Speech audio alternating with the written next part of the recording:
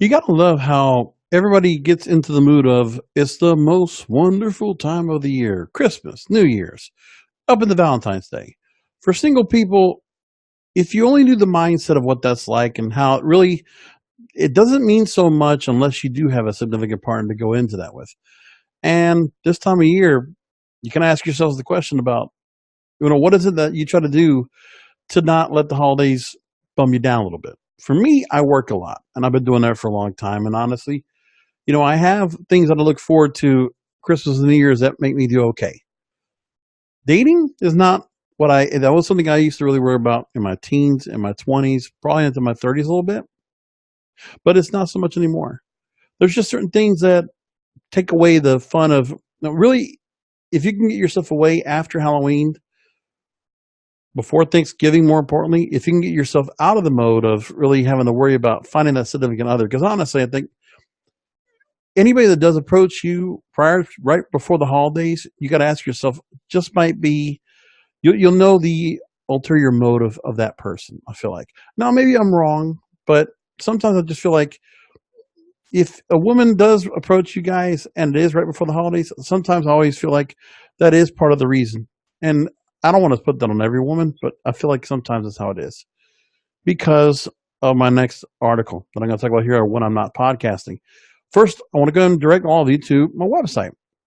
One of the couple of websites that I actually manage and run and handle things, but everything I put into what I always do is at kingofpodcasts.com.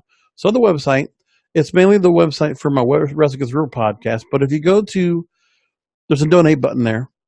You can go ahead and hit the donate key right there. There's a Cash App link. I have a link for PayPal. If you want to go put something into that, feel free to go ahead and jump in. Otherwise, subscribe to my podcasts. That really helps out because then every ad that plays during those podcasts will greatly help out to monetize the show.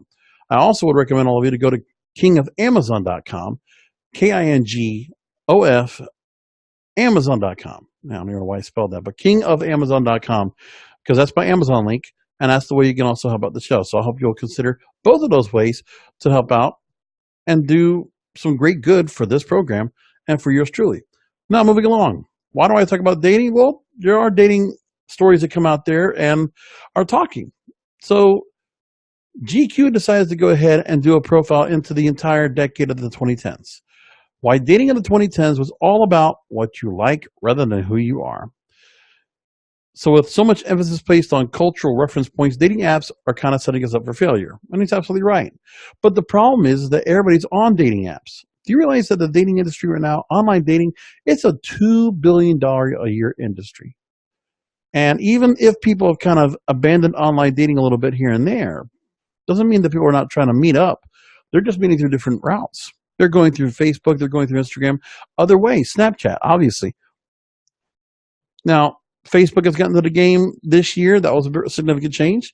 Tinder continues to be growing big and tall, and that's about it. Otherwise, some of the other sites, they're just trying to work on their security. Still a lot of problem of all spammy sites, spammy profiles, people going on there that are not really on there, and people on there for their various reasons. And let's be honest, guys that are only on there for sex and girls that are on there for money. And so nobody's really going to work with each other the other way around. And most importantly, the thought of actually meeting up with somebody is kind of abandoned as well because a lot of young women, they just decide, well, I want to go and get money from you, but I don't need to meet you. And it doesn't matter where you are. And there are guys that think it's okay now. If you would have done this 10, 20 years ago, and you had a guy say, oh, yeah, I have a girlfriend. Well, do you go out with her? You do go out with her, right? How many times have you gone out? Oh, we haven't gone out. Well, wait a minute. You've met, right? No, we haven't. So how you can see she's your girlfriend? Well, man, we go out. I buy her things. Well, if you buy her things, you haven't even met her yet. What are you talking about? But that's actually obviously happening. And there are a lot of guys, not even just that, they're allowing themselves to go ahead and be subjected to taking on younger women. If they can find a younger woman, or if they can just find an average looking woman. Like, take yourselves down out of a certain league because, and I think that's one thing I get definitely accused myself of, is because I do see the beautiful women that go out, either the clubs or the bars. They go to the downtown spots and they fraternize. But the one thing that goes with me is that I'm not that so much of a social person that I need to be seen and heard and have to get dressed up and have to go and go to the right spots, be seen at the right places, and talk around with the people that I really wouldn't have much interest to talk to, or if I wanted to, I could rather be doing something else, something more constructive with my time, because it is time, it is money, and it's not like I don't have it. I just don't feel like putting the time and money into things unless it's a sure thing. That's what I do. And when I go ahead and I go to some downtown spots, I go to certain places and I see the women that guys are getting with, well, there's a lot of work behind it. But I feel like it's not just the work of making a relationship work. It's about having to entertain, having to go ahead and be outgoing and do certain things that some of the guys are allowing themselves to be doing things they didn't want to do when they should be able to go ahead and find somebody instead of just settling with somebody that's beautiful and taking the value of beauty, such a high value that you'll sacrifice everything else, friends, family, and the way you lived, because you think, oh, I'll be happier with her. She'll make me happy, or I'll make her happy. And the whole thought of what it is again, what you like. So yeah, you're attracted to a woman, but then everything else goes away. So everything else that you are about that makes a relationship, because the beauty can fade. We know that. And whatever that might attract you to that woman physically will change. But then again, it's not about who you are. So there's a lot of shallow relationships out there we know of because of how people will look and how the status and really how people will go and think of it. Again, what you like rather than who you are. So I thought GQ actually got me with this tag. Let's talk more about it. Simon Abronowitz writes a story, and also be Kate Mooney. Oh, Simon Abronowitz did this little logo right here. Match your Queen of Weights, match your King of Weights. It's kind of interesting kind of view to that. So John Cusack in the movie High Fidelity, interesting quote that is pulled here by Kate. She says, what really matters is what you like, not what you are like. Books, records, films, these things matter. Call me shallow, it's the fucking truth. Well said. I haven't even seen that movie, but well said. Now, they go into the movie itself, but here's the thing. It's easy to imagine him abhorring or falling for one based on the correct pop culture references. It's thrilling to find someone who loved the movie or an album as much as you did. The mutuality implies a certain overlap of sensibilities and thus potential for relationship compatibility. On the other hand, a similar taste in pop culture represents a mere fraction of what goes into actual partnership, which is a big part of why dating apps today are so frustrating. It's enough to create an initial spark, sure, but that's about it. And so who really takes the time to go ahead and follow along? Because here's the most important thing I see. It's not like I get a bad response, is that I'll get a response, but then interest just goes just like that. It fades. You might get a couple of responses back and forth, whether it's a question or a statement, but some people just fade off. And some people, because of the fact that it's like a DVR kind of thing, we don't have to continue this live conversation, this real-time conversation right now. Oh, I can wait a day or 2 days or 3 days. And then you just forget. Because you're expecting the app to go ahead and notify you, oh, you have another message. And for some people, if they get the notification, they get the message, it's like, oh, another message, more attention. I got to answer back. I got to answer back. I got to answer back. So some people do that.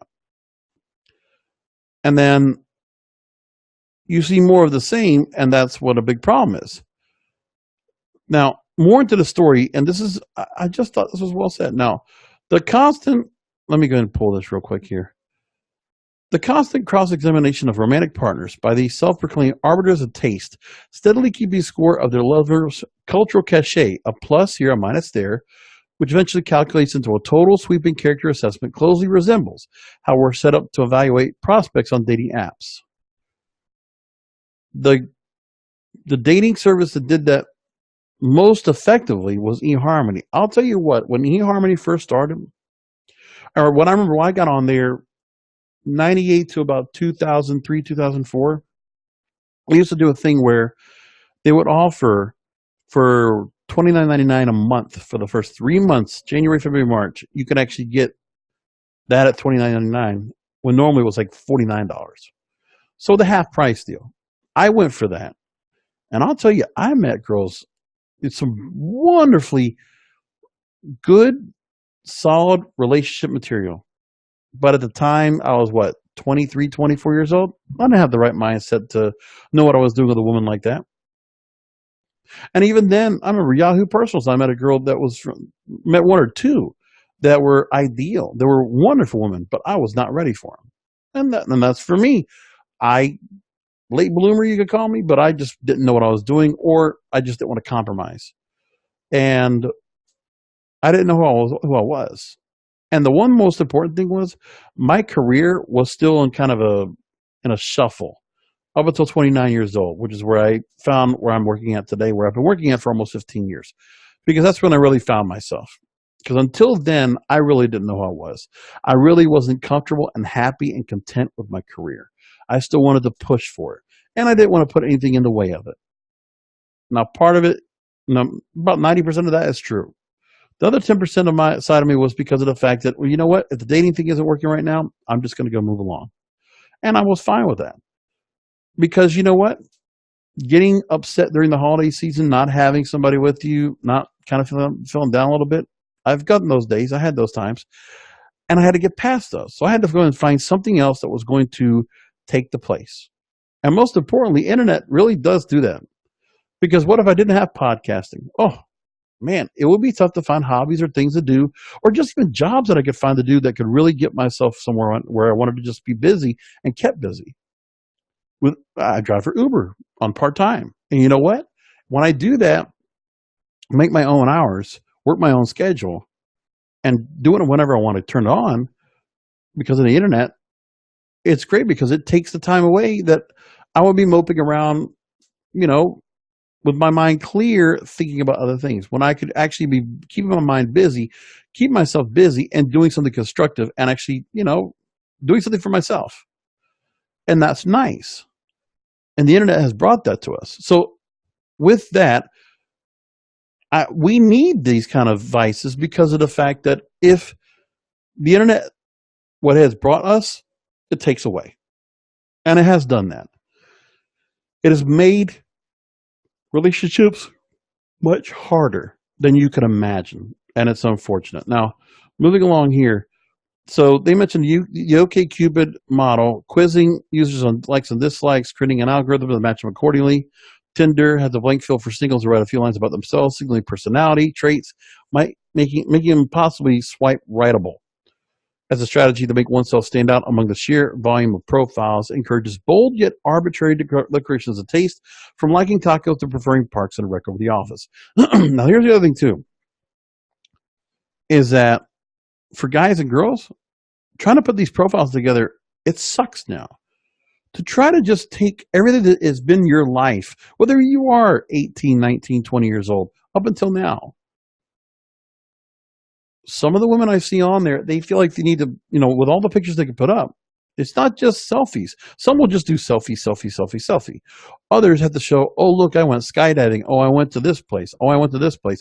Or they kind of position pictures to look like they were in exotic locales and they travel all over the place. Do you understand that for guys, when they see you and all your travel pics and all these different weird, wild pics, oh, you did this event. Oh, you went to this event. And you did this. And you participated in this. Guys, unless they're attracted to you in some way, shape, or form, there's no way they're going to go ahead and follow you and do all of this stuff. And for those that say that they do that, that's probably more of a friend than it is a boyfriend or girlfriend. Hey, whichever works here, whichever way you like to go, it doesn't matter. But that's what it comes down to. And that's enough for speed dating. That's enough for like a 5-minute date. But really, when you get to meet somebody here, unless there is some way, somehow, you get that person to get offline and meet you in person and meet you for an actual date, how often are you going to get something to actually work out for that? Because I imagine the success rate now is getting to be less and less. Now, moving along, they're talking about how sociopathic nice guys aside, how much does having things in common actually matter in the quest for a partner? Kate here, the writer, says he certainly experienced that dopamine rush when you realize you share the same favorite book as somebody, as you're both excited to talk about it. On one level, you're making a connection, and that can feel like the first step towards intimacy. But then she's got a heated over arguing over a movie with the person I was seeing that I considered breaking up with them. But when liking and not liking becomes an excuse to be a superficial judgment or assert your superiority over someone, she found herself in conversations where a man, in finding out that I'm too a fan of an artist, say like Some Kill Moon, will initially appear impressed, but then proceed to quiz me on every obscure recording until he finds my blind spot of knowledge. Yeah, some people do that too. Rather than flirting or bonding over a band we both like, suddenly I'm partaking in a pissing contest or some nerdy version of negging, which is like picking on and teasing and this kind of thing. Which is also, negging is a word that you see in a lot of pickup artist books. Don't ask me why, but I've read a few of those. Self-help books, Audible, it's fun to read those kind of books. What can I say? In that moment, I'm convinced, she says, I never want to engage in mutual fandom ever again. If Twitter has taught us anything, sometimes a discourse can ruin the art. That's the other thing. The way we talk on social media, we start talking the same way online when we're talking on text or we're talking through SMS. You cannot create any kind of feeling or emotion through text messaging. And I love how certain people talk about that. They can. It's amazing. Now, moving along, she does get here a licensed psychotherapist and relationship expert, Rachel Sussman, that says, while having things in common does matter in a relationship, quote, shared values are more important than shared interests. Values is how you see the world. It really goes to the core of who you are as a human being. A lot of the dating books I've read, they've talked about values. First of all, the values that to put in yourself, that you need to consider yourself a high value person. You need to respond as a high value person. And in the same way, you need to look for somebody that is high in values themselves. Well, the other thing you have to also kind of take into account is the values that we had before have changed, or we have to go ahead and compromise our values, because in this decade, one of the things I've noticed more than anything else, and I'm not going to knock it, I'm just going to say there's a change. I haven't changed my view on things, but there's a lot of people that do see more ink. There's much more expression through ink on your body for tattoos. And it's not just a couple of things you put on your leg, your arm, or thigh. Now it's like full sleeves of whatever you want. I mean, you cannot see a woman that wears a dress or an outfit or anything like that without having some ink peeking out or prominently showing. Then you have hair, and changing the hair to whatever you want, or putting on studs or different earrings or different piercings, whatever you want. Not so much piercings, but you see a lot of ink, a lot of tattoos. Did all of a sudden everybody say, oh, that's really attractive, that's great, we all like it? It was a time where tattoos were more for people that were like for bikers or for people that were like they were tough. But now I just see everyday people putting on tattoos, and they have them all over themselves. And I don't get that part. And the thing is, I'm not attracted to people with tattoos. Not attracted physically to a woman that has tattoos. So that takes away 75, 80% of the women out there. And, I mean, now the reason is because it's a message. There's something behind that thing. It's a mural. It's a tribute. Okay, I got that.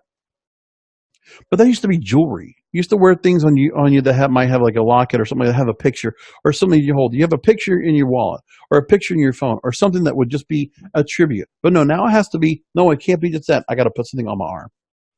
I got to put something on my leg. I got to put on my neck. I got to put on my forehead, whatever. You got to be Post Malone all of a sudden. And it's allowed. Not allowed, but it's like, it's culturally, it's acceptable now. I don't know when that changed. I don't know why that's such a thing, but I think there's also a thing where some people now, they can't help but get tattoos. They enjoy it. And there's so many more tattoo parlors out there. There's so many other places they can go to get it.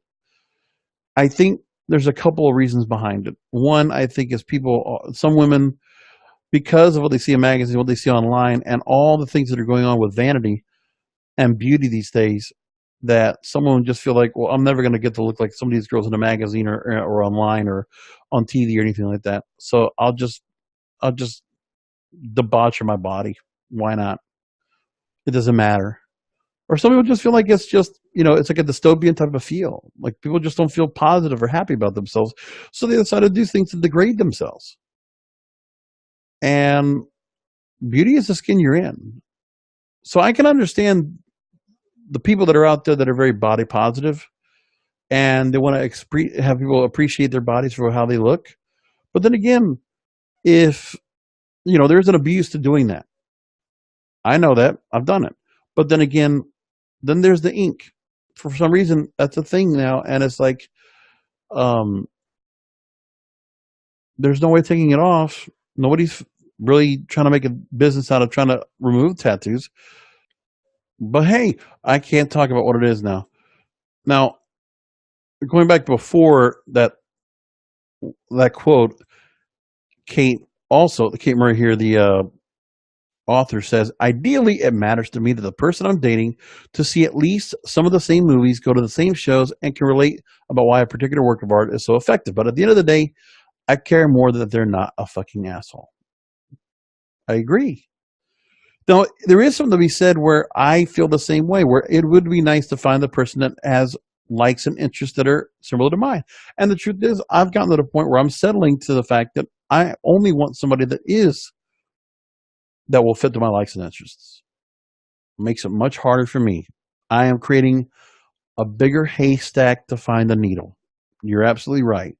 And I'm just not one that's going to do that. But this story really gives out everything about it. More from Rachel Sussman, the psychotherapist here. She also says that the hypothetical example of a couple starting out who are excited to find that they want to see the same movies, eat the same restaurants, then you get to know the person. Then you see they don't treat their parents very respectfully or really don't want to hang out with your friends, or they tell a story about someone who's struggling, but they really don't have the empathy for that person. She says, you might start to think, well, wow, we have a lot in common, but we don't share values. I don't like the way they're talking about that. They don't have compassion. And the way dating apps are today, they are done in sound bites. So it's challenging to learn much of a substance of about a match pre-date. She talks about how there's so many stories she has about bad first dates, and I say you have to vet them better. And I say it's hard to solo information. And she says at the same time, of course, a person can look great in their profile and show the same niche obsession with, say, doom metal. But what if you meet in person and the spark's just not there? Having shared interests is no guarantee you two will click in real life. And I'll tell you what, that opens my eyes, because let me tell you, I do, and I've been for a long time, I wanted to find somebody that had the same interest in me, but then how do you take care of that? Well, let's move along. They also make mention of attraction is a complex equation, one that cannot be worked out with the sum of common interests, and doesn't always make sense on paper. Now, let's move along and take one more part of this article. Sussman also says there are so many factors that go into romantic compatibility. You probably need to strike a balance of attention, shared values and interests, and mutual respect. But couples that last recognize that passion can fade. Preferences, political views shift over time. It comes down to commitment and being willing to really work at a relationship. Bingo. From what I've been reading and from what I've learned that have worked from people that I know of that have healthy, happy relationships, it's that. A balance of attraction. Yes, you and her must be attracted to each other. There has to be there has to be the bond.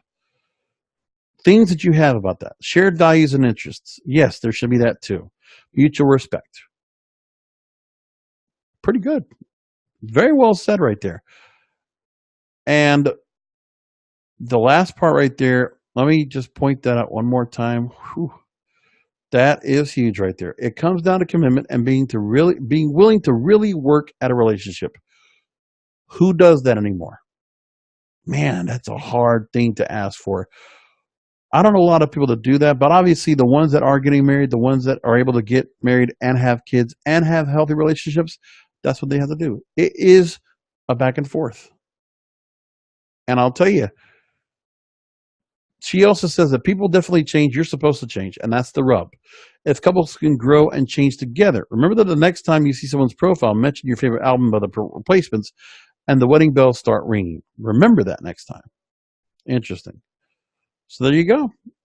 Love that. Fascinating. And in closing, I got to tell you what. So during the holidays,